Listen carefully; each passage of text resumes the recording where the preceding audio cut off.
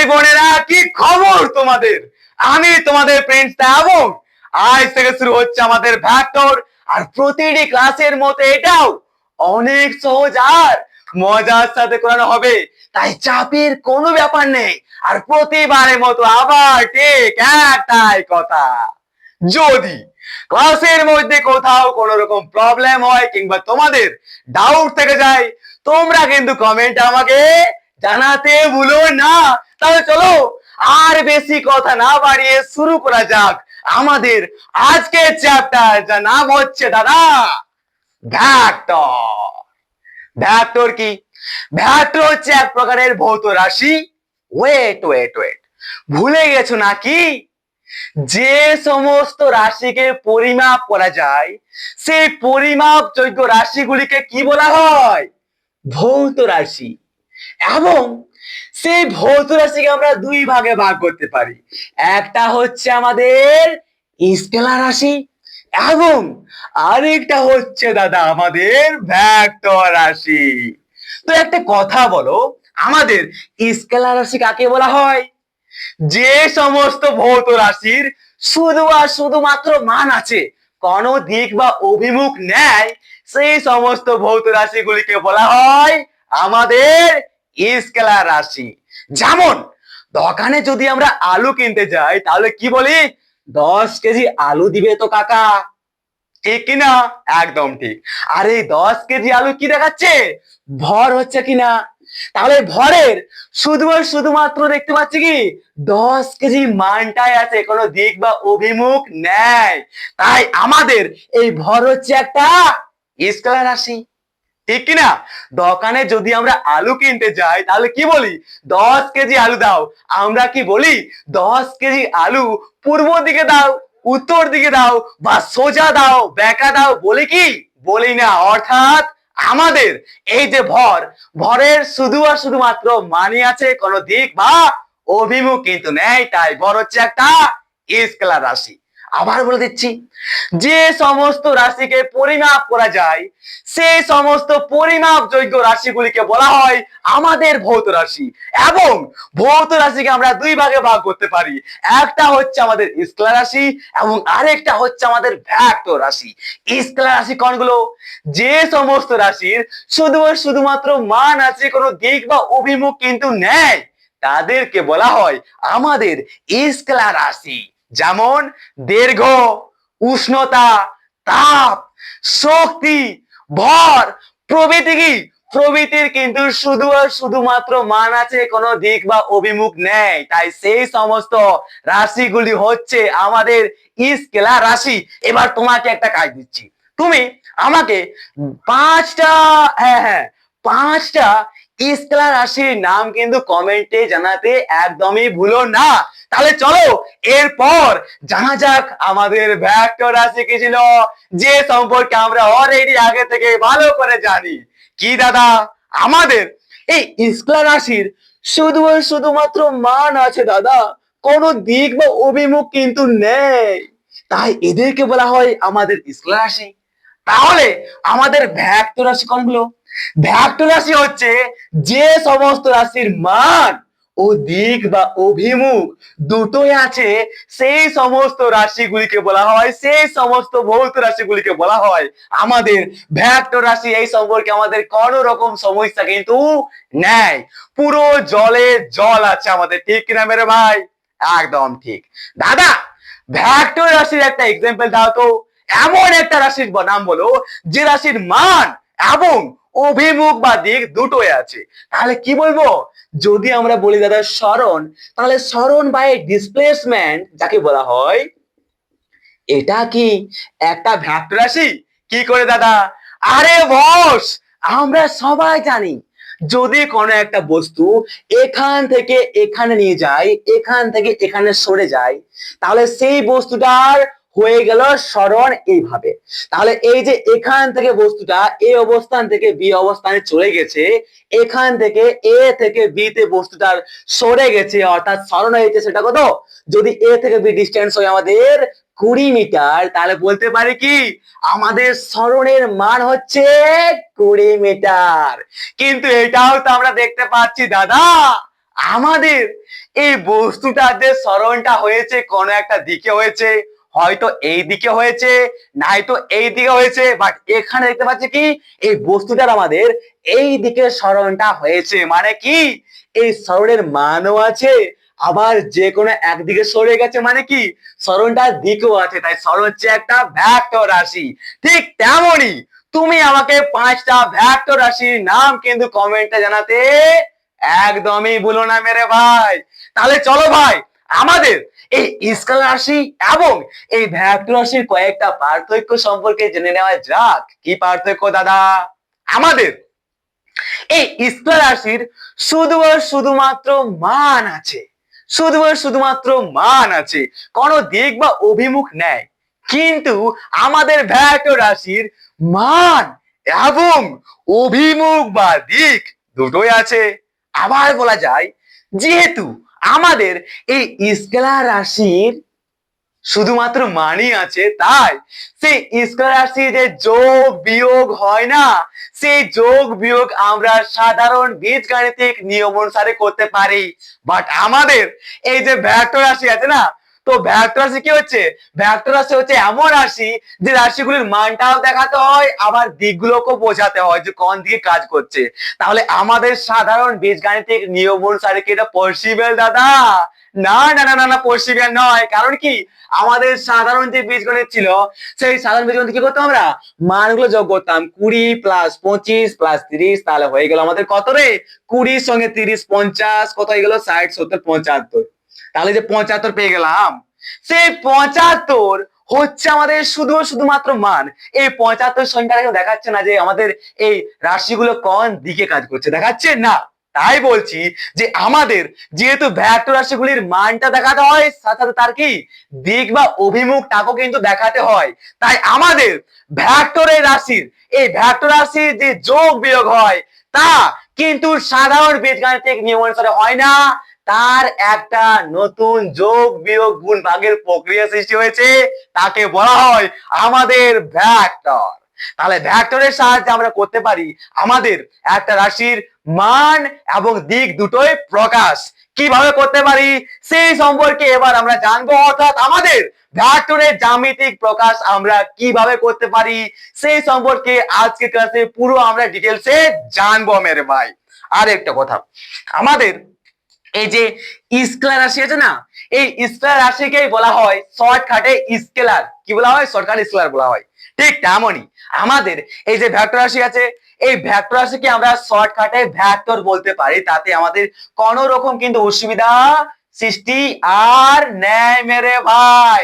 তাহলে চলো ভেক্টরের জ্যামিতিক প্রকাশ একটু করে নেওয়া যাক। আরে চলো দাদা। দেখো ভাই, আমি কিন্তু ছোট ছোট বিষয়গুলোকে অনেক গুরুত্বপূর্ণ মনে করি। কারণ কি, যদি একটু ছোটখাটো আমাদের ডাউট থেকে যায়, তাহলে সেই ডাউটটা পরবর্তীকালে একটা অনেক বড় সমস্যা হয়ে দেখা দিবে। তার জন্য আমি একদম গোড়া থেকে পুরো স্পষ্ট করে পরিষ্কার করে বোঝানোর চেষ্টা করি, যাতে তোমাদের মাথায় পুরো সেট হয় এবং পদার্থবিদ্যা ও ফিজিক্স একদম পুরোপুরি জল, পুরোপুরি জল হয়ে যায়, একদম মজার সাবজেক্ট হয়ে যায় এবং অনেক সহজ হয়ে যায়। তাই একটাই কথা বলছি আমি আবার, কি যদি ক্লাসগুলো মজা লাগে এবং অনেক সহজ লাগে তাহলে সাবস্ক্রাইব করতে ভুলো না, কারণ পরে ক্লাসগুলো আবার আসতে প্রত্যেক দিন আসে, ঠিক আছে? এবং তোমার যে প্রিয় বন্ধু বান্ধবী আছে তাদেরকে শেয়ার করতে তো একদমই ভুলে যেও না মেরে ভাই। My request, this is my personal request for you, okay? ঠিক আছে, শেয়ার করো তোমাদের বন্ধু বান্ধবীদের, চলে আসো এবং যত আমাদের সংখ্যা হবে, যত আমাদের এই টিমের, আমাদের এই ওয়ান ডাইরেকশন টিমে যত জনসংখ্যা বাড়বে ততই আমাদের বেশি এনার্জি আসবে, এবং যত বেশি এনার্জি তত বেশি ক্রেজি, এবং যত বেশি ক্রেজি ততই বেশি আমাদের এই সাবজেক্ট ক্লাসে মজা আর সহজ। চালিয়ে দেখতে হ্যাঁ বস আমাদের ভেক্টরের জ্যামিতিক প্রকাশ। অর্থাৎ ভেক্টরের জ্যামিতিক প্রকাশ বলতে কিন্তু কোনোই নেই ভাই, ঠিক আছে?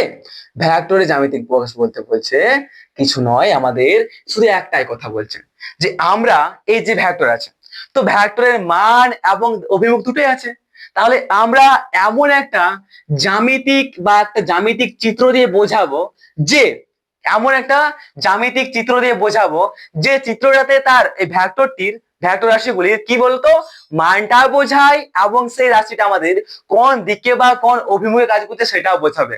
বাস ওটাই হচ্ছে আমাদের ভেক্টরের জ্যামিতিক প্রকাশ। তো সেটা আমরা একদম পরিষ্কার করে জানবো, এখানে চাপের কোনো ব্যাপার নেই। কে আছে এখানে? পেন্স দা আছে, ওকে ঠিক আছে। जोश में रहने का, इस क्लास में जोश में रहने का, सोने का नहीं, একদম বিরক্ত হওয়ার তো কথা আসেই না। ওকে তো চলো ভাই, আমাদের এই ভেক্টর রাশিকে যাকে বলা হয় শর্টকাটে আমাদের ভেক্টর, এই ভেক্টরকে আমরা কিভাবে জ্যামিতিক প্রকাশ করতে পারি সেই সম্পর্কে कोई सवाल रहने का नहीं है। ওকে যদি কোথাও ডাউট হয় তাহলে কমেন্ট বক্স ফাঁকা, পুরোপুরি কিন্তু তোমার জন্য কমেন্ট আমাকে। হ্যাঁ চলো দেখো ভাই, আমাদের এই যে ভেক্টরটা আছে, তো ভেক্টরকে আমরা শুধুমাত্র সংখ্যা দিয়ে কি প্রকাশ করতে পারি না, সেই ভেক্টরের আমরা জ্যামিতিক প্রকাশ করি এবং সেই ভেক্টরকে আমরা কি বলতো একটি তীর চিহ্ন বিশিষ্ট একটি সরল রেখাংশ দ্বারা প্রকাশ করে থাকি। সিম্পল, একদম সহজ, চাপের কোনো ব্যাপার নেই। এটা হচ্ছে আমাদের ভেক্টর জাস্ট। ওকে এটা হচ্ছে আমাদের ভেক্টরের জ্যামিতিক প্রকাশ। এবার আমাদের এই যে ভেক্টরের জ্যামিতিক প্রকাশ করলাম, তো আমাদের এই যে তীর চিহ্ন আছে এটা কি বোঝাচ্ছে, এবং আমাদের এই যে লাইনটা আছে এটা কি বোঝাচ্ছে, এবং আমাদের এই বিন্দুটা কি নাম, এই বিন্দুর কি নাম, সেই সম্পর্কে আমি একদম ধীরে ধীরে আস্তে আস্তে বলছি, তোমরা বোঝার চেষ্টা করো। আর চাপের কোনো ব্যাপার এখানে কিন্তু নেই মেরে ভাই, তাহলে সওয়াল উঠনে কা কোई बात नहीं है।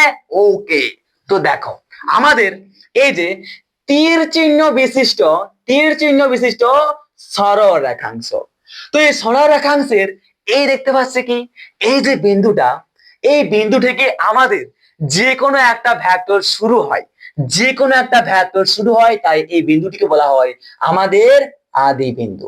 কি বলা এটাকে? আদি বিন্দু বলা হয়, বা বলতে পারি আমরা অনেকে ইনিশিয়াল পয়েন্ট। ঠিক আছে, আদি বিন্দু বা ইনিশিয়াল পয়েন্ট আমরা বলে থাকি। যখন আমাকে তোমরা কমেন্টে বললে যে আমাকে ইংলিশটা বোঝাও, তাহলে আমি বুঝিয়ে দিচ্ছি ইনিশিয়াল পয়েন্ট। ঠিক আছে, যেহেতু কোনো শুরু হয় আমাদের, যদি একটা মনে করো কোনো একটা রাশি আছে ভেক্টর রাশি, এবার সেই ভেক্টরটা মনে করো এই বিন্দু থেকে শুরু হচ্ছে এবং এই বিন্দুতে গেল, তাহলে এই যে বিন্দুতে শুরু হলো না, সেই বিন্দুটা হচ্ছে আমাদের আদি বিন্দু। একদম পরিষ্কার করে মাথার মধ্যে গুঁজে নাও, ঠিক আছে, চাপের কোনো ব্যাপার নেই। যা কিছু সমস্যা হবে প্রিন্স দা ইজ হিয়ার। ঠিক আছে, প্রিন্স দা সবসময় রেডি আছে, কমেন্ট আমাকে জানাবে, আমি জবরদস্ত আবার ক্লাস নেব এবং তোমাকে তোমার মাথায় পুরো সেট করে কিন্তু ছাড়বো। ঠিক আছে, তো আমাদের এই যে আমাদের একটা ভেক্টর যেখান থেকে শুরু হয় সেটা বলে আদি বিন্দু, এবং যেখানে শেষ হয় সেইটা হচ্ছে আমাদের কি রে, সেই বিন্দুটিকে বলা হয় আমাদের ফাইনাল পয়েন্ট। কি বলা হয়? ফাইনাল পয়েন্ট, বা বাংলায় কি বলে দেখি তো, বাংলায় একে বলা হয় আমাদের অন্তবিন্দু। অন্তবিন্দু, টার্মিনাল পয়েন্ট, অন্তবিন্দু। কখনো কখনো ইংলিশ ভুলে যায়, কখনো কখনো বাংলাও ভুলে যায়, মানে মিক্স সবজি। ঠিক আছে, সবজি। ওই যে বেঙ্গলি মিডিয়ামে পড়ার পর যখন তুমি ইংলিশ মিডিয়ামে পড়বে, তখন তোমার একদম বাংলা আর ইংলিশটা পুরো মিশে একদম পুরো খিচুড়ি হয়ে যায়। যদি আমরা এখন বেঙ্গলিতে পড়ছি, এবার বেঙ্গলিতে পড়ার পর যদি আমরা ডক্টর পড়ি বা আমরা যদি ইঞ্জিনিয়ারিং করি, তাহলে কি হবে? সেখানে ইংলিশ পড়তে হচ্ছে। তাহলে বাংলা আর ইংলিশ ভাষা একসাথে মিশে নিয়ে আমাদের পুরো খিচুড়ি হয়ে যাবে। আমরা ইংলিশ বলতে পারবো না, কিন্তু ইংলিশ লিখতে পারবো, আর বাংলা আমরা ঠিক মতো করে লিখতে পারবো না, কিন্তু বাংলা আমরা পরিষ্কার করে বলতে পারবো। যেমন আমি এখানে করছি কি, আমার বাংলায় হাত লেখা যাতা, বাংলায় একদম ফালতু হাত লেখা। ঠিক তো? একদম ঠিক। তাহলে কি দেখতে পেলাম দাদা? Terminal point. ঠিক আছে, তাহলে এখান থেকে শুরু হলো না, সেটা হচ্ছে কি আমাদের আদি বিন্দু, শেষ হচ্ছে পয়েন্ট, সেটা হচ্ছে আমাদের কি হচ্ছে, এটা আমাদের অন্তবিন্দু, না বলা হয় টার্মিনাল পয়েন্ট বলা হয়। তাহলে এই যে আমাদের এই আদি বিন্দু থেকে আমাদের অন্তবিন্দু যদি বলা হয়, আমাদের এইখানে একটা বস্তু আছে, এবার সেই বস্তুটা এই অবস্থান থেকে সরে চলে গেল এই বিন্দুতে, এই অবস্থানে। ঠিক আছে, তাহলে এই যে প্রথম বিন্দুটা, যে বিন্দুতে আমাদের সরণটা ছিল না, সেই সরণ হচ্ছে ভেক্টর। তাহলে সেই সরণ ভেক্টরের আমাদের এই বিন্দুটি হচ্ছে কি রে, আদি বিন্দু, কারণ এখানে প্রথম কিন্তু ছিল, এখান থেকে শুরু হয়েছে আমাদের সরণটা, এখানে শুরু হয়েছে সরণটা, তারপরে সরে সরে সরে সরে চলে গেছে এখানে, তাহলে এটা হচ্ছে আমাদের আদি বিন্দু। ঠিক তো? এবং যেখানে লাস্ট থাকছে আমাদের শেষটা, ওই শেষ বিন্দু যেটা বলা আমাদের অন্তবিন্দু। তো এখানে আমরা আরেকটা জিনিস পরিষ্কার বুঝতে পারছি দাদা, কি রকম কি রকম? আমরা কি জানি বলতো? আমরা কি জানি? আমরা একটু আগে দেখলাম সরণ, যে যদি একটা বস্তু এখান থেকে সরে যায় তাহলে সেই বস্তুর যে একদম শর্টকাট ডিস্টেন্স, সেই ডিস্টেন্সটা হচ্ছে কি আমাদের সেই সরণটার, সেই ডিসপ্লেসমেন্টটার কে মান দাদা। যদি 20 মিটার হয় এখান থেকে দূরত্ব, তাহলে 20 মিটার হচ্ছে সরণের মান। তাহলে আমাদের এই যে লাইনটা দেখাচ্ছে, এই আদি বিন্দু থেকে আমাদের অন্তবিন্দু পর্যন্ত, এই আদি বিন্দু থেকে আমাদের অন্তবিন্দু পর্যন্ত লাইনটা, সেই লাইনটা কি দেখাচ্ছে রে? সেই লাইনটা, সেই সরল রেখাটা আমাদের দেখাচ্ছে ওই ভেক্টরটির, সে সরল হোক বা বেগ হোক বা ভরবেগ হোক, প্রত্যেকটা কি, প্রত্যেকটা হচ্ছে আমাদের ভেক্টর রাশি, তাগুলোকে শর্টকাটে বলা হয় আমাদের ভেক্টর। তাহলে বলতে পারি যে আমাদের এই যে জ্যামিতিক প্রকাশ করেছি আমরা সরল রেখাংশ বিশিষ্ট, কি একটা তীর চিহ্ন বিশিষ্ট সরল রেখাংশ, সেই তীর চিহ্ন বিশিষ্ট সরল রেখাংশের যে প্রথম যে বিন্দু সেটা বলা আদি বিন্দু, এবং শেষ বিন্দুটিকে বলা হয় আমাদের অন্তবিন্দু বা টার্মিনাল পয়েন্ট। এবং আমাদের এই আদি বিন্দু থেকে আমাদের অন্তবিন্দু পর্যন্ত, অর্থাৎ ইনিশিয়াল পয়েন্ট থেকে আমাদের টার্মিনাল পয়েন্ট পর্যন্ত, ইনিশিয়াল পয়েন্ট থেকে আমাদের টার্মিনাল পয়েন্ট পর্যন্ত যে সরলরেখা দেওয়া আছে, সেই সরলরেখাটা বোঝাচ্ছে আমাদের ওই ভেক্টরটির মান। আরে বস, কিরে কি বোঝাচ্ছে দাদা? ভেক্টরটির মান বোঝাচ্ছে রে, কি আমাদের এই রেখাংশটা। যদি এখান থেকে আমাদের ডিস্টেন্সটা, এখান থেকে এখান ডিস্টেন্সটা আমাদের যদি 20 মিটার হয়, তাহলে 20 মিটার হচ্ছে আমাদের সেই ভেক্টরটির, সেই সরল ভেক্টরটির কি, আরে মান। এবং আরেকটা জিনিস আমরা বুঝতে পারছি এখান থেকে, কিরকম দাদা? আরে দেখো তো সেই, কে হালচাল, কি হচ্ছে আমাদের এই যে বস্তুটা এখান থেকে এখানে সরে গেছে, সেটা হচ্ছে আমাদের 20 মিটার। এবং আমাদের এই যে বস্তুটা সরে গেছে, সরণটা হয়েছে, সরণ হচ্ছে একটা ভেক্টর রাশি, মানে কি সেই সরণের দিকটাও আছে, অর্থাৎ আমাদের সেই সরণের দিকটা কোন দিকে, অর্থাৎ কোন দিকে সরে গেছে দাদা? আমাদের এই দিকে সরে গেছে। আর তীর চিহ্নটি এটা বোঝাচ্ছে কিনা? একদম ঠিক, মানে আমাদের এই তীর চিহ্নটি বোঝাচ্ছে আমাদের ভেক্টরটির দাদা দিক। কোথাও সওয়াল আছে কি?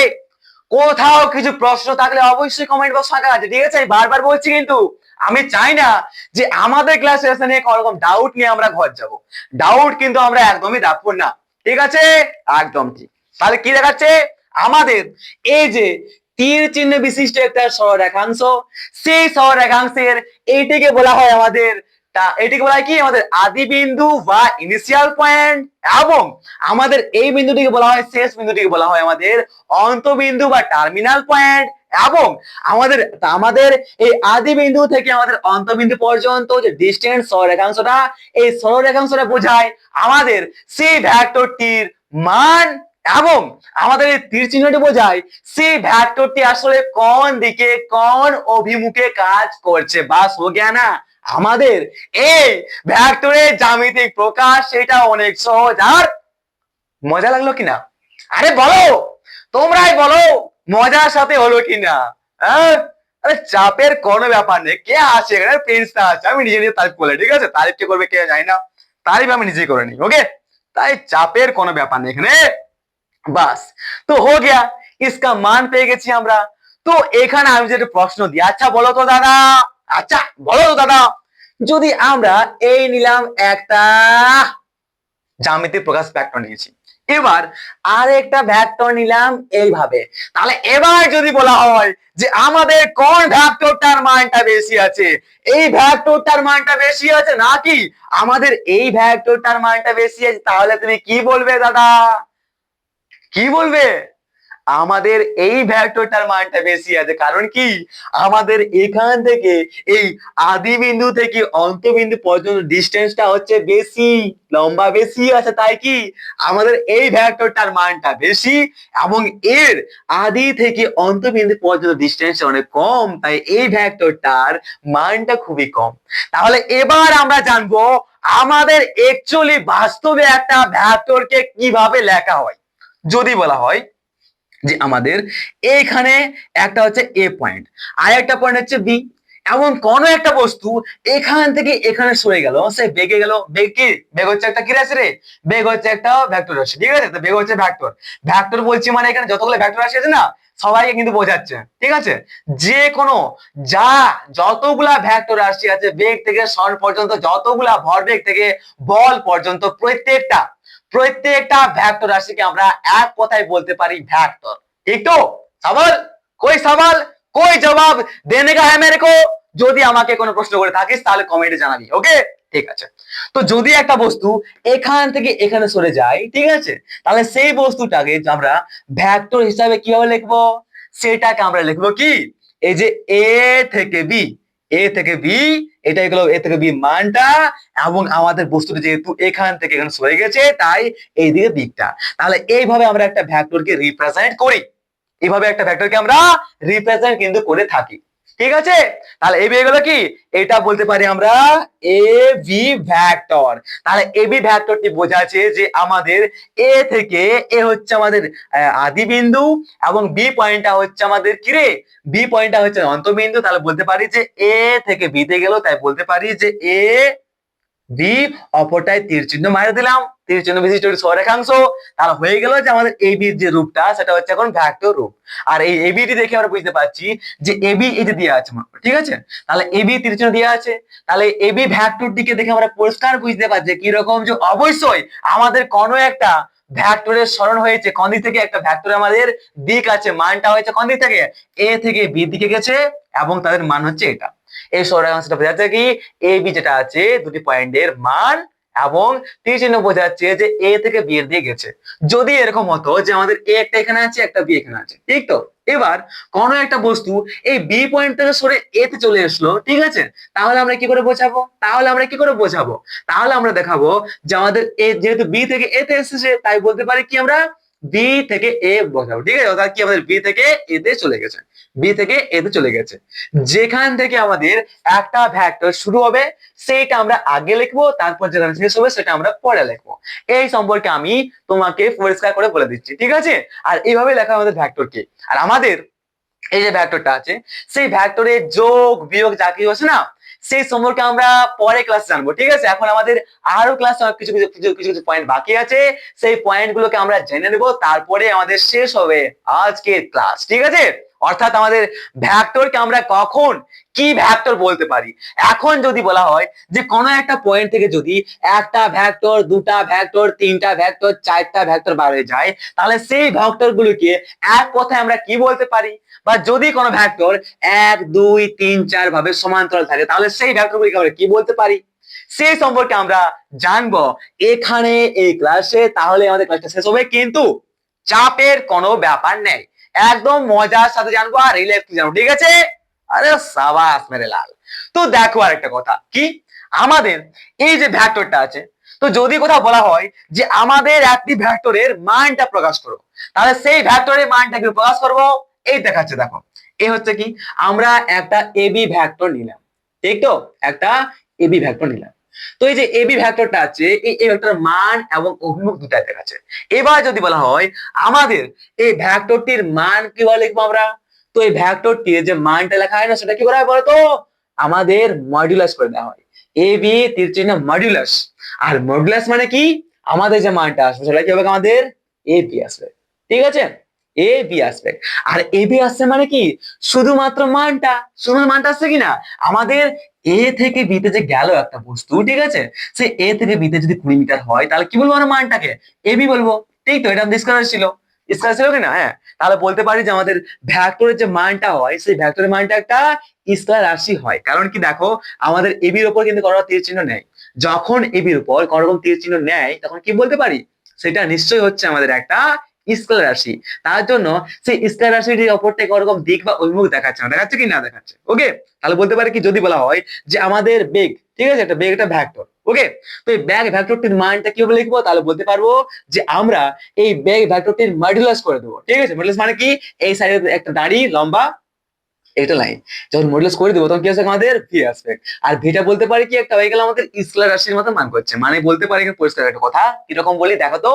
আমাদের এই যে ভেক্টর আছে, সেই ভেক্টর রাশির যে মানটা আমরা লিখি না, এটা কি ভেক্টর রাশির মান। তো সেই ভেক্টর রাশির যে মানটা যখন লিখি সেই ভেক্টর রাশির মানটা কিন্তু একটা স্কেলার হয়। এটা কিন্তু অনেক ইম্পর্টেন্ট। কি একটা ভেক্টর রাশির মান যখন আমরা লিখি তখন সেই ভেক্টর রাশির মানটা কিন্তু স্কেলার হয়। কি বলছি বারবার শোনো, একটা ভেক্টর রাশির যে মান, একটা ভেক্টরের মান কি হয়, স্কেলার হয়। সেটা আমরা দেখতে পাচ্ছি। যদি এখানে বলা হয় আমাদের 12 ভেক্টর, তাহলে এবার এই 12 লেখা আছে, ঠিক আছে ভেক্টরটা। তো এই ভেক্টর যদি বলা হয় যে মানটা লিখো, তাহলে কি লিখতে পারি, এর মডুলাস করে দাও। মডুলাস করে যেটা আসবে কি আসবে আমাদের 12 আসবে, ঠিক তো। তাহলে 12 হয়ে গেল, কি মানে মডুলাস করছি মানে আমাদের অবশ্যই 13টা হাটে যাবে, ঠিক আছে। বেশি কিছু নাই, এইটুকু জানো, কোনো চাপের ব্যাপার নেই, ঠিক আছে। আমি একদম সহজ করে বলছি, ঠিক আছে। এবার মানটা লিখতে পারি। আর শুধু 12 লিখছি মানে কি, অবশ্যই এটা স্কেলার। তাহলে বলতে পারি যে ভেক্টরের যে মানটা হয় সেটা কিন্তু একটা স্কেলারেরই মান হয়। ওয়াস, সাবাস মেরে লাল, এত দূর যখন বুঝে গেছো তখন আর চাপের কোনো ব্যাপার নেই, একদম মজায় মজায় জানতে থাকো। একটা আমি অঙ্কর মতো করে একটা বোঝাই যে কিরকম কোয়েশ্চেন আসতে পারে, ঠিক আছে, অনেক সহজ।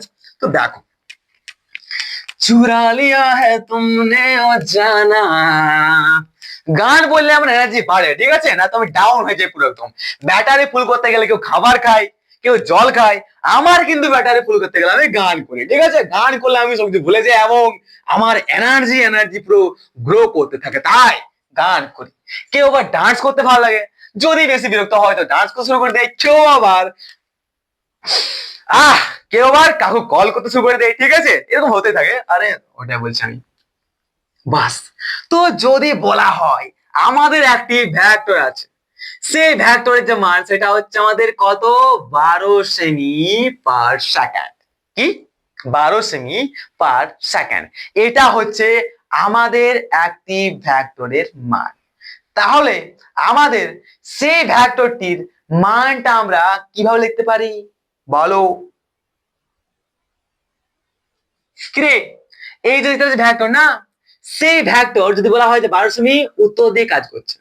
আচ্ছা, আরেকটা কথা মাথায় রেখে নাও, কিরকম বলতো, দেখো কি কথা হচ্ছে। আমরা যদি একটা জিনিস বলি যে মনে করো তুমি এখানে দাঁড়িয়ে আছো, ওকে। এবার তোমার বন্ধুকে তুমি বললে যে তোমার বন্ধু দাঁড়িয়ে আছে, তো তোমার বন্ধু তোমার থেকে 2 কিলোমিটার দূরে দাঁড়িয়ে আছে, 2 কিলোমিটার দূরে কোথাও দাঁড়িয়ে আছে, ঠিক আছে। তুমি এখানে দাঁড়িয়ে আছো এবং তোমার বন্ধু যদি বলা হয় তোমাকে যে তোমার বন্ধু 2 কিলোমিটার দূরে দাঁড়িয়ে আছে, তাহলে তুমি কি তোমার বন্ধু খুঁজে পাবে? পাবে না ভাই, পাবে না। সেই 2 কিলোমিটারটা কোন দিকে, এই দিকে নাকি এই দিকে নাকি এই দিকে নাকি এই দিকে, জানতে পারছে না। কারণ আমি তাকে দিকটা বলিনি, আমি শুধু বলেছি তোমার থেকে তোমার বন্ধু 2 কিলোমিটার দূরে আছে।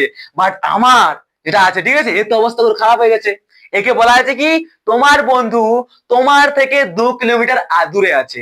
এবার এর মাথা খারাপ, দাদা দিকটা বলে দিন, দিকটা বলে দিন, কোন দিকে আছে বন্ধু, এদিকে আছে নাকি এদিকে আছে নাকি ওইদিকে আছে নাকি ওই দিকে আছে, ঠিক কিনা? একদম ঠিক। তো সেই জন্য ভেক্টরের প্রকাশ অনেক অনেক বেশি ইম্পর্টেন্ট।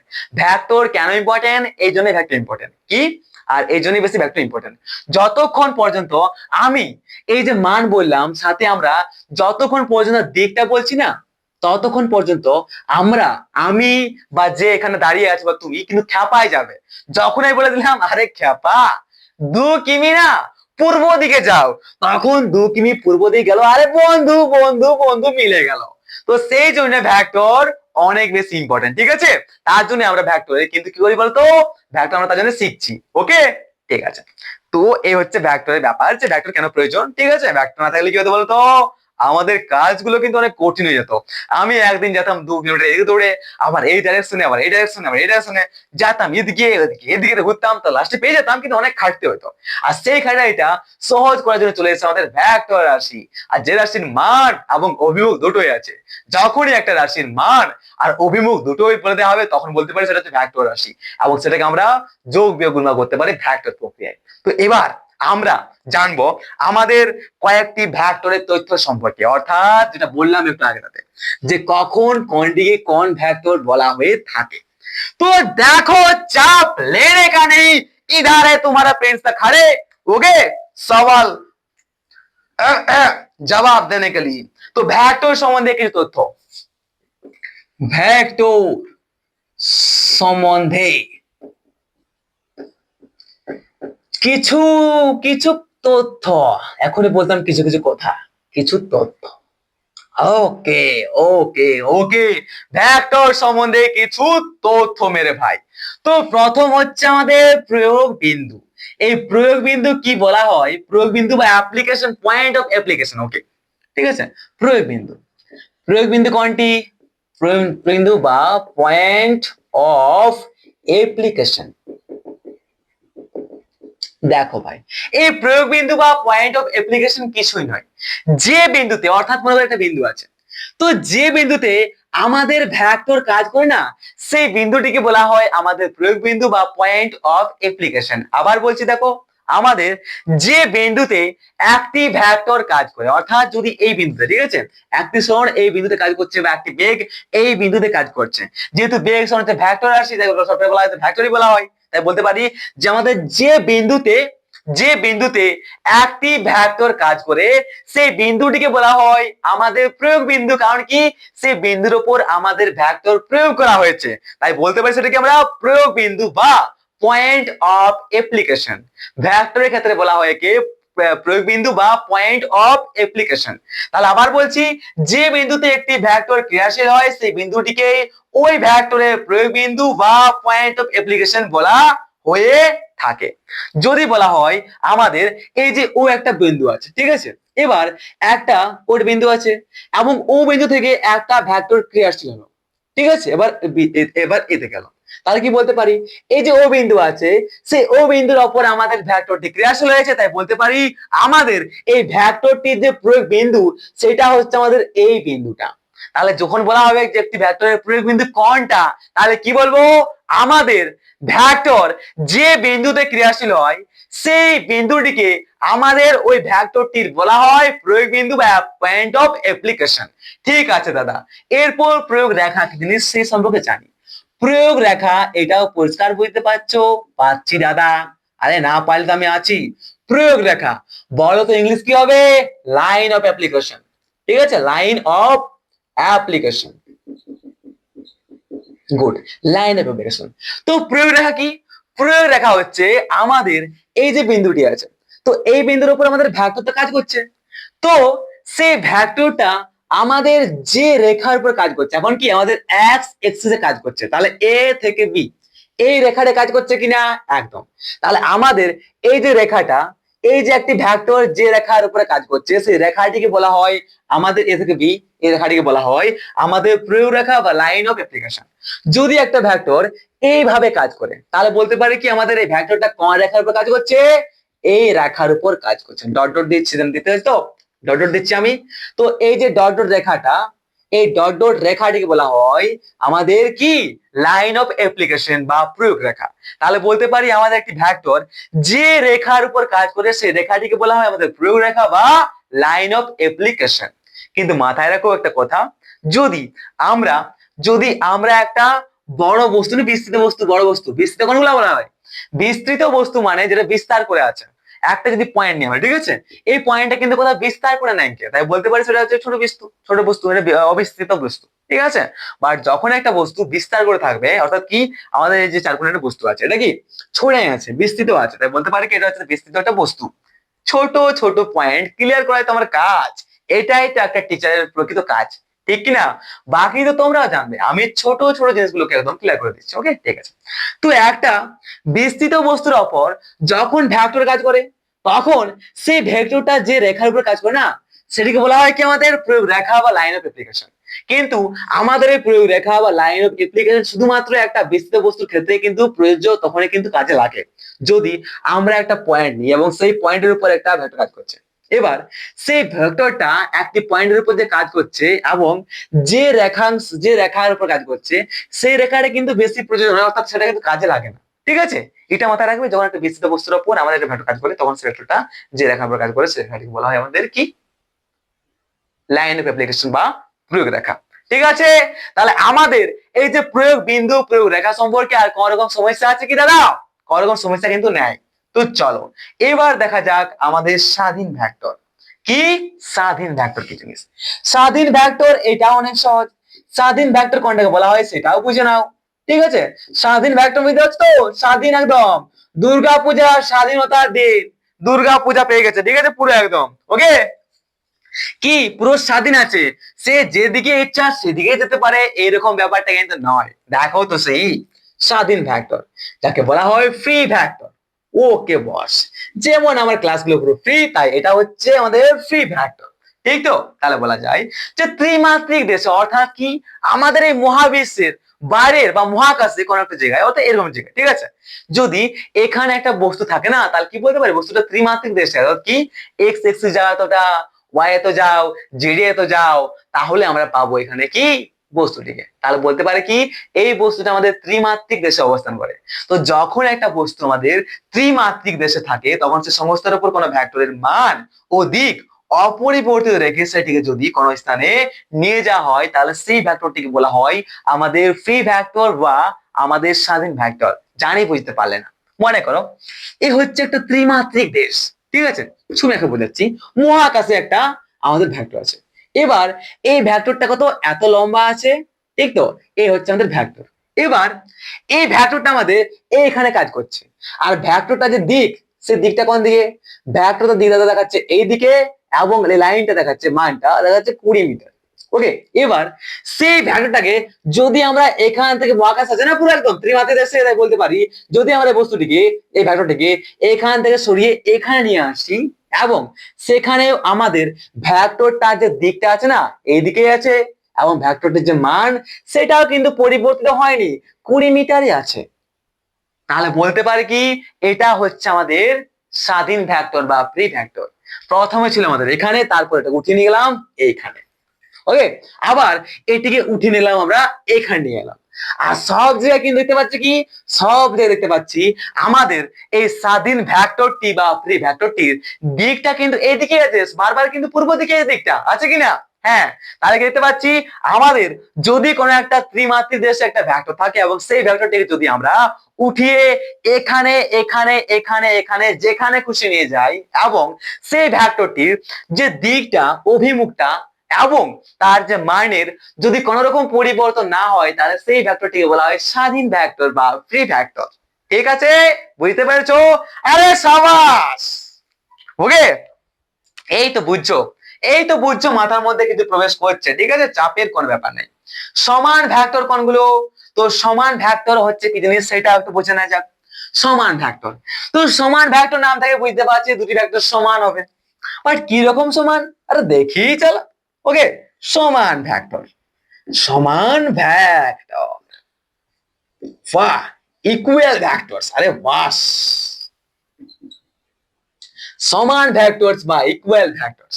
তো সমান ভেক্টর কোনগুলো? দেখো, দুই বা ততোধিক ভেক্টর, একটি বলো একটি ভেক্টর, দুটি ভেক্টর, তিনটি, যতগুলো মন, যদি দুই বা তার থেকেও বেশি ভেক্টর, ঠিক আছে, একই দিকে কাজ করে, এইটাও নিচের অভিমুখে, এইটাও এই অভিমুখে, এটাও এই অভিমুখে, এবং তিনটি ভেক্টরের মান যদি সেম সেম হয়, এটাও 20 মিটার, এটাও 20 মিটার, এটাও 20 মিটার, মানে দেখতে পাচ্ছে কি আমাদের একটি, দুটি, তিনটি, এতগুলা ভেক্টর, অর্থাৎ বলতে পারি কি, আবার বলছি, দুই বা তার থেকে বেশি ভেক্টরের যদি দিকগুলো একই হয় এবং তাদের মানগুলো যদি একই হয়, তাহলে সেই ভেক্টর গুলিকে বলা হয় আমাদের সমান বা ইকুয়াল ভেক্টর।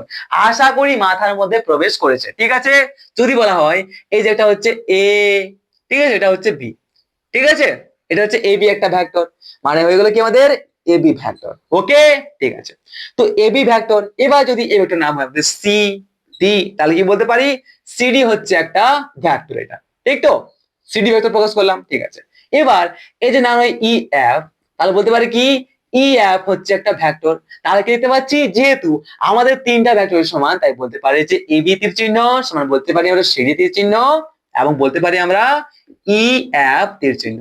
দেখো এখানে আমি একটা ভুল করতে পারতাম, কিরকম বলতো, আমি এই যে সি থেকে ডি এর দিকে অভিমুক্ত দেখাচ্ছে, তাই কি আমাদের আদি বিন্দুটা সিটাকে আমরা আগে লিখি, তারপর ডিটা লিখেছি। যদি আমি এখানে লিখতাম না এখানে যে ডি সি, তাহলে কিন্তু পুরোপুরি ভুল হতো। ওকে, পুরোপুরি কিন্তু ভুল হতো, এটা ওটা কিন্তু হতো না আমাদের, কি হতো না বলতো, আমাদের সমান বা ইকুয়াল ভেক্টর কিন্তু হতো না, ঠিক আছে। এই সম্পর্কে আমি আগে তোমাকে বলেছিলাম, বলেছিলাম কি না? হ্যাঁ বলেছিলাম দাদা। তো চাপের কোনো ব্যাপার নেই, ওকে, আমি আছি, ঠিক আছে তো, একদম, বাস। যদি আমাদের এই এবি যেটা আছে, এই এবি ভেক্টর যদি মানটা আমাদের এ হয়, ঠিক তো, যদি এ এ ভেক্টর হয়, এর মানটা যদি আমাদের এ ভেক্টর হয়, তাহলে এটা কত হবে?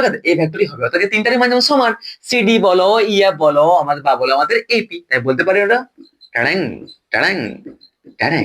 এবার যদি এদের মানটা বার করতে বলে তো মডুলাস করতে পারে, মডুলাস, আরে চলো মডুলাস, আরে চলো মডুলাস। মডুলাস মানে কি? মানটা বার হবে, তীর চিহ্ন হেঁটে গেল, এ এ এ, আরে সাবাস, এই তো শিখছো, বাস, ওকে, ঠিক আছে, আরে ঠিক আছে। এরপর কি আছে? বিপরীত ভেক্টর, আরে হাই হাই হাই, বিপরীত ভেক্টর, তো এটাও চাপের কোনো ব্যাপার নেই, বিপরীত ভেক্টরটা অনেক সহজ ব্যাপার। কি রকম দাদা? আরে যদি এটা সমান হয় না, তাহলে বিপরীতটাও কি হবে? বিপরীত হবে। ওকে, বিপরীত ভেক্টর। আমি কি বেশি চেল্লাই নাকি রে? অনেক জোরে জোরে কথা বলি কি আমি? বিপরীত ভেক্টর, আচ্ছা, অপোজিট, অপোজিট ভেক্টরস, ঠিক আছে। বিপরীত ভেক্টর কি? যদি মনে করো এইখানে একটা ভেক্টর আছে এই অভিমুখে, এবং সেটা হচ্ছে 20 মিটার লম্বা, এবং আরেকটা ভেক্টর আছে যেটা এই অভিমুখে কাজ করছে এবং সেটা 20 মিটার লম্বা, অর্থাৎ আমরা বলতে পারি যে আমাদের যে ভেক্টরের যে দুই বা ততোধিক ভেক্টর যাদের কি হয় মান কিন্তু একই, এটাও 20 মিটার, এটাও 20 মিটার, কিন্তু তাদের দিক বা অভিমুখগুলো আলাদা, এর নিচের দিকে কাজ করছে, এটা অপর দিকে কাজ করছে, তাহলে সেই ভেক্টর গুলিকে বলা হয় আমাদের বিপরীত ভেক্টর। কারণ কি? এই দুটো ভেক্টর কিন্তু বিপরীত অভিমুখে কাজ করছে, ঠিক তো? তাহলে কি বলতে পারি? আমাদের যে ভেক্টরের দুই বা ততোধিক ভেক্টর, যদি দুই বা ততোধিক ভেক্টরের যদি মান আমাদের একই হয়, বাট দুটি ভেক্টর একে অপরের সাথে বিপরীত অভিমুখে কাজ করে, তাহলে সেই ভেক্টরগুলিকে বলা হয় আমাদের বিপরীত ভেক্টর বা অপোজিট ভেক্টর। সিম্পল ব্যাপার, একদম দাদা। এরপর আমরা জানবো এক রেখীয় ভেক্টর কি জিনিস, মানে কাকে বলা হয় এক রেখীয় ভেক্টর। এক রেখীয় ভেক্টর, আরে চাপ लेने का नहीं, এক রেখীয় ভেক্টর বা কোলিনিয়ার ভেক্টরস। কি? কোলিনিয়ার, ওকে, কোলিনিয়ার ভেক্টরস, ঠিক আছে, ওকে। তো এক রেখীয় ভেক্টর কোনগুলো? দেখো ভাই, যদি এক রেখীয় ভেক্টর হচ্ছে যদি আমাদের ভেক্টর এইভাবে থাকে, এই একটা ভেক্টর, এই একটা ভেক্টর, কেউ এদিকে কাজ করছে, কেউ আবার এদিকে কাজ করছে, কেউ আবার এত বড় ভেক্টর, কেউ আবার বাচ্চা ভেক্টর, কেউ আবার একটি ভেক্টর পর পর এক লাইনের মধ্যে একটা ভেক্টর বারবার পর পর একই লাইনের মধ্যে অনেকগুলা ভেক্টর কাজ করছে, তাহলে সেই সমস্ত ভেক্টর গুলিকে বলা হয় আমাদের এক রেখীয় ভেক্টর বা কোলিনিয়ার ভেক্টরস। কিছু বুঝতে পারলে? দুই বা ততোধিক ভেক্টর সমান্তরাল ভেক্টর, সমান্তরাল ভেক্টর সে আমাদের সেই ভেক্টরের মানগুলো সমান হোক বা অসমান হোক, তারা সমান্তরাল আছে কিনা সেটা আমরা দেখবো, ঠিক আছে। আমাদের এই যে ভেক্টর নিয়েছি, এবার যদি ভেক্টর গুলো আমাদের সমান্তরাল থাকে, এবং যদি ভেক্টর গুলো আমাদের সমান্তরাল থাকে না, তাহলে সেই ভেক্টর গুলিকে বলতে পারি আমরা এক রেখীয় ভেক্টর। কারণ কি? সমস্ত ভেক্টর গুলো আমাদের একটি, অর্থাৎ সমান্তরাল ভাবে কিন্তু কাজ করছে। আমরা এটা দেখতে যাব না যে আমাদের ভেক্টরের মানগুলা বেশি কম আছে নাকি সমান সমান আছে কিনা। আমাদের এই ভেক্টরের মানগুলো সমান সমান থাকতেও পারে, আবার নাও থাকতে পারে, ঠিক আছে। দেখো এখানে আছে কি সমান নাই, কেউ ছোট, কেউ বড়, কেউ আরো বড়, কেউ আরো বড়, কেউ আরো বাচ্চা।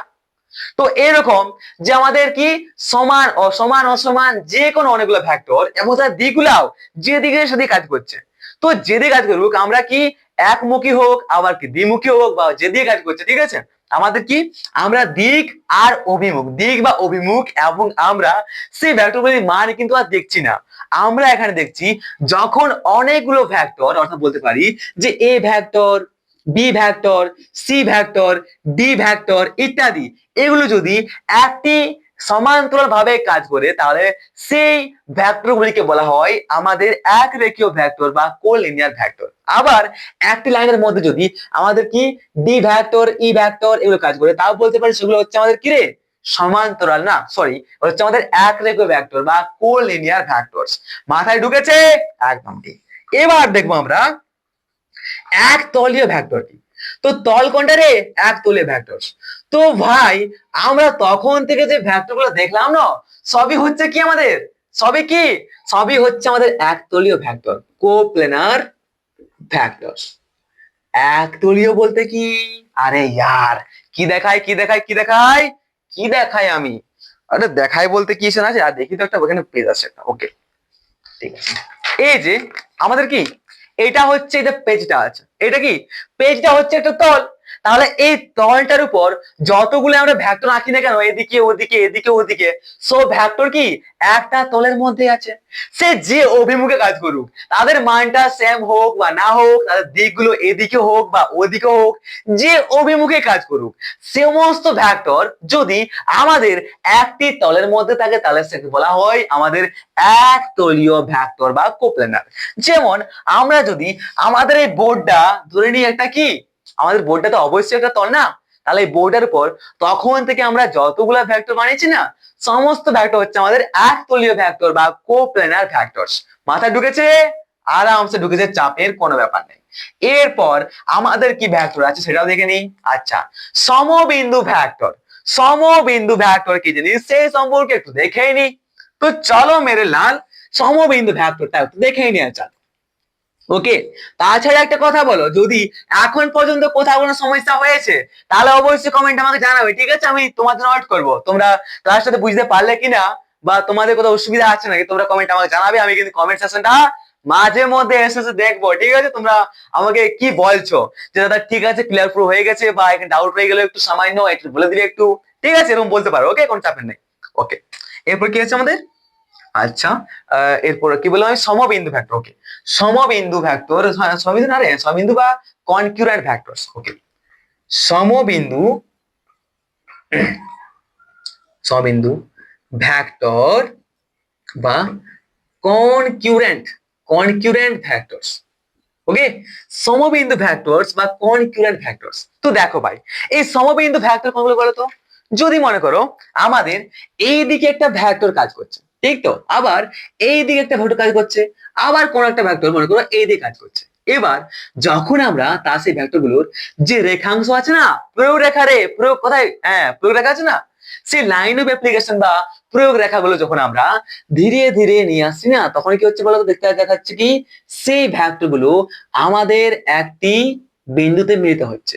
তাহলে সেই বিন্দুটিকে বলা হয় আমাদের সমবিন্দু ভেক্টর বা কনক্যুরেন্ট ভেক্টরস। আমাদের এই যে ভেক্টর গুলো আছে, এইটা হলো এ ভেক্টর, এটা বি ভেক্টর, এটা সি ভেক্টর।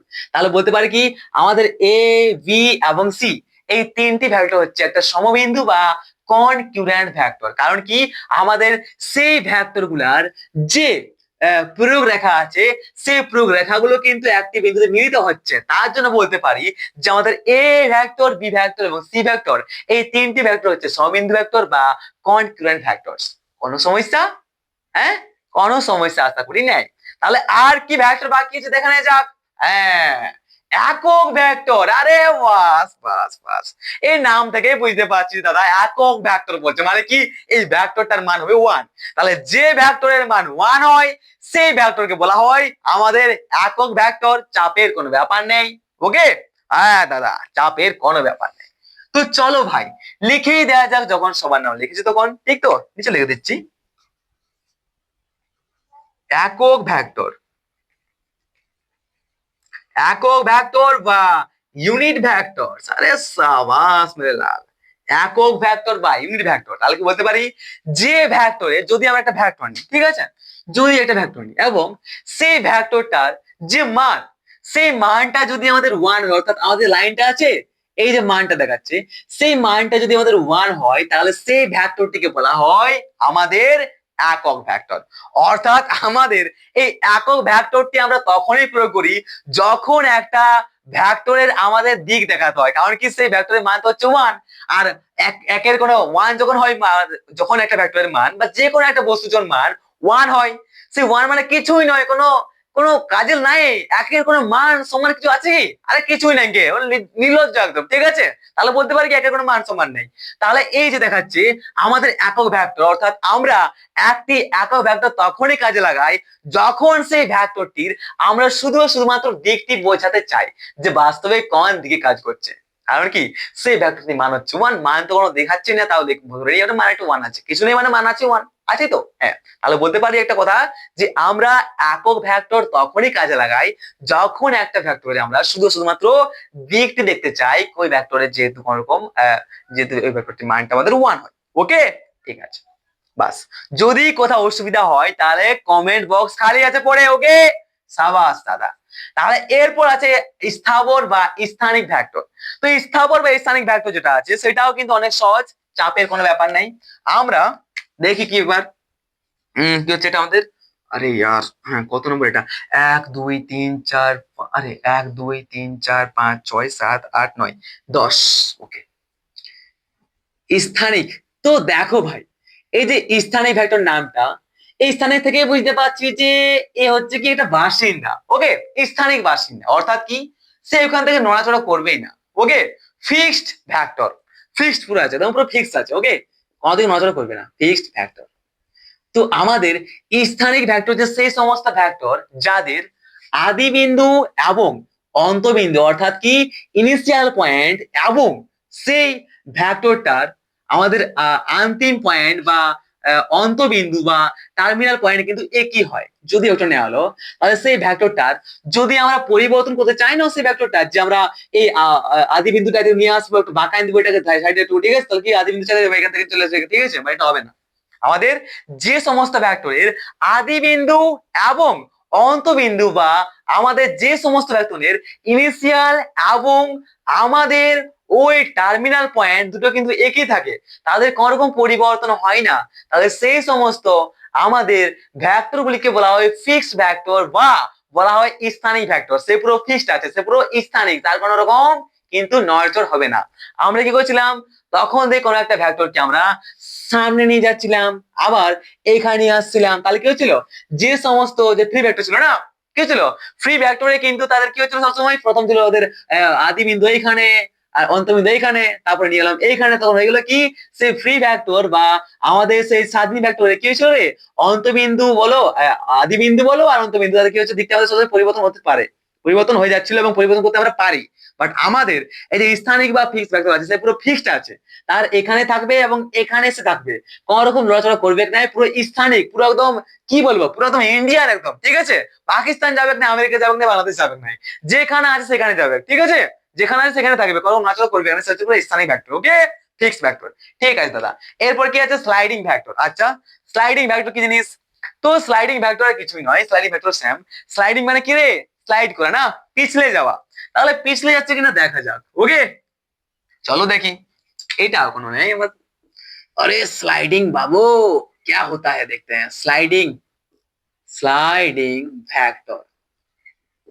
ओके मेरे लाल, স্লাইডিং ভেক্টর। তো স্লাইডিং ভেক্টর কি বলছে দেখা যাক। দেখো, একটি সংস্থা বা বস্তুর উপর প্রযুক্ত কোন ভেক্টরের মান ও দিক অপরিবর্তিত রেখে সংস্থাটিকে যদি ভেক্টরটির প্রয়োগ রেখা বরাবর যে কোনো স্থানে নিয়ে যাওয়া সম্ভব হয় এবং ওই স্থান পরিবর্তনের জন্য সংস্থাটির আচরণ যদি পরিবর্তন না হয়, তবে সেই ভেক্টরকে স্লাইডিং ভেক্টর বলা হয়। আরে ইয়ার, মজা খেকা, এত সহজ জিনিস কে দেয়? আরে স্লাইডিং মানে কি, দেখো, যদি বলা হয় যে আমি এখানে আছি, এবার আমি যে এখান থেকে ছলকে চলে যাই, পিছলে যাই, তাহলে কি বলতে পারি, জাস্ট স্লাইড করলাম। মানে কি, আমার যেমন অবস্থা ছিল, আমার দিকটা এবং আমার মানটা সেম টু সেম আছে, জাস্ট আমি কি হচ্ছে, জাস্ট স্লাইড হয়ে গেছি, জাস্ট কি হচ্ছে, পিছলে গেছি।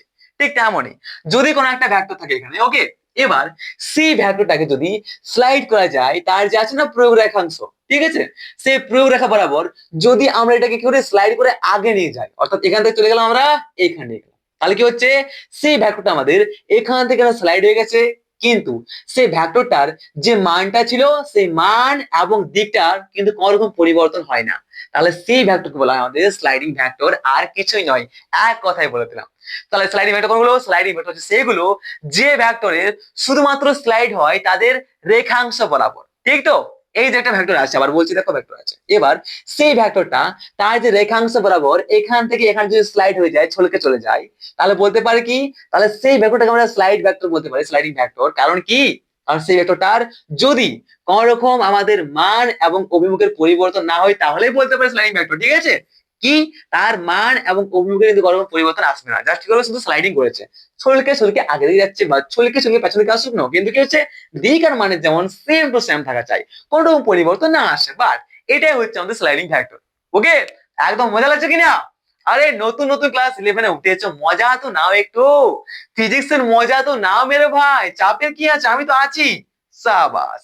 এবার দেখা যাক কি আছে আমাদের সহ প্রাথমিক ভ্যাক্টর বা কো ইনিশিয়াল ভ্যাক্টর। সহ প্রাথমিক ভ্যাক্টর, আরে বাস क्या नाम है भाई, দেখে নি এটাও কি ব্যাপার। ওকে, সহ, এটাও অনেক ইজি।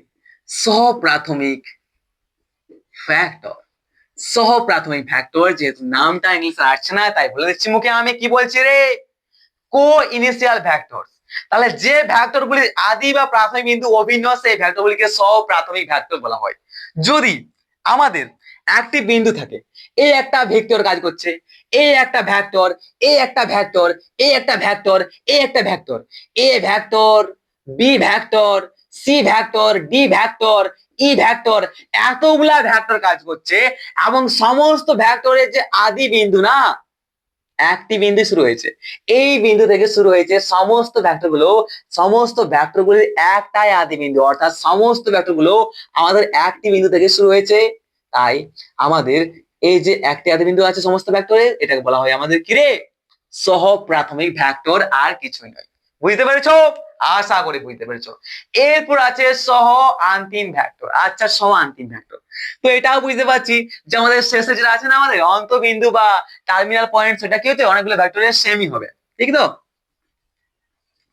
সহ আন্তিম ভেক্টর, দেখেই না যাক কি হচ্ছে সহ আন্তিম ভেক্টর, বা বলা হচ্ছে একে কো টার্মিনাস ভেক্টর। কি, মনে করো এই একটা ভেক্টর, এই একটা ভেক্টর, এই একটা ভেক্টর, এই একটা ভেক্টর, সমস্ত ভেক্টর গুলা আইসে কিন্তু আমাদের একই বিন্দুতে মিলিত হয়েছে, অর্থাৎ শেষ প্রান্ত এটাই। তাহলে এই যে শেষ প্রান্ত হচ্ছে মানে আমাদের অন্তবিন্দু বা টার্মিনাল পয়েন্ট। যদি অনেকগুলা vector, A vector, B vector, C vector, D vector, অনেকগুলো ভেক্টরের যদি টার্মিনাল পয়েন্ট বা অন্তবিন্দু বা শেষ প্রান্ত যদি একটাই হয়, শেষ বিন্দু যদি একটা হয়, তাহলে সেই ভেক্টরগুলিকে বলা হয় আমাদের সহ আন্তিম ভেক্টর। আশা করি এখন পর্যন্ত ওরকম আমাদের ভেক্টর সম্পর্কে আর ডাউট রইলো না। তাহলে এটাই হচ্ছে আমাদের ভেক্টরের প্রথম পার্ট, যেখানে আমরা সমস্ত কন্ডিশন অর্থাৎ ভেক্টর সম্পর্কে আমাদের যা কিছু ছিল সবকিছু আমরা জানতে পেরে গেছি, আর কোন রকম ডাউট আমাদের নেই। যদি ডাউট থাকে কোথাও এই সমস্ত ভেক্টর সম্পর্কে, তাহলে অবশ্যই তুমি আমাকে কমেন্টে কিন্তু জানাতে ভুলো না, ঠিক আছে? আমি ওয়েট করব তোমার জন্য। আর একটাই রিকোয়েস্ট, ক্লাসটা শেষ করার আগে প্লিজ তোমরা শেয়ারটা করো মন দিয়ে, ঠিক আছে? তোমরা শেয়ারটা করো, তাহলে আমার বেশি এনার্জি আর জোশ আসবে, এবং যত বেশি জোশ, যত বেশি এনার্জি, তত বেশি মজা আমাদের এই ক্লাসে। তাহলে all the best, take care, have a nice day, subscribe and bye. পরের লেকচারে তাড়াতাড়ি দেখা হচ্ছে মেরে ভাই।